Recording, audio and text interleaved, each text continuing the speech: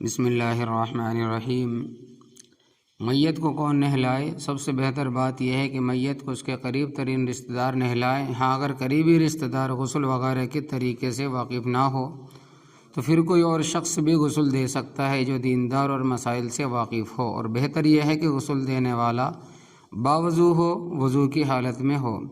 غسل دینے والے کو اجرت دینا کب جائز ہے، یعنی کہ پیسے دینا کب جائز ہے؟ اگر غسل دینے والے بستی میں چند آدمی ہو تو کسی کو اجرت پر لا کر میت کو غسل دلایا جا سکتا ہے، لیکن اگر پوری آبادی میں ایک ہی آدمی غسل کے طریقے سے واقف ہو تو پھر اسی آدمی کو غسل دینا ضروری ہے، اور غسل دینے کی اجرت لینا یعنی کہ پیسے لینا اس کے لیے جائز نہیں ہے۔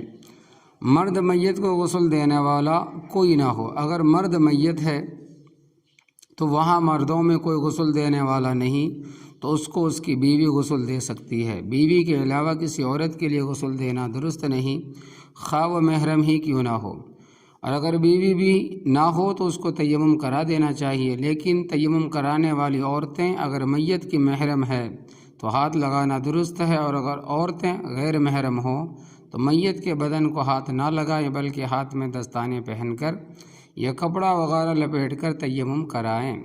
مرنے کے بعد بیوی اور شوہر کا حکم۔ کسی کا شوہر مر جائے تو بیوی کے لیے اس کا چہرہ دیکھنا، نہلانا، کفنانا سب درست ہے، اور اگر بیوی مر جائے تو شوہر کے لیے اس کو نہلانا اور بدن چھونا درست نہیں۔ البتہ دیکھنا اور جنازہ اٹھانا جائز ہے۔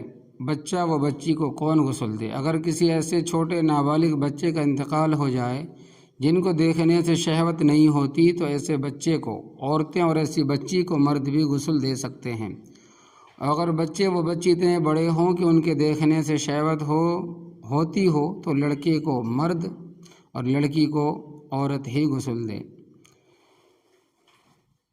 حائضہ اور نفاسہ اور جنابت والے کا غسل دینا۔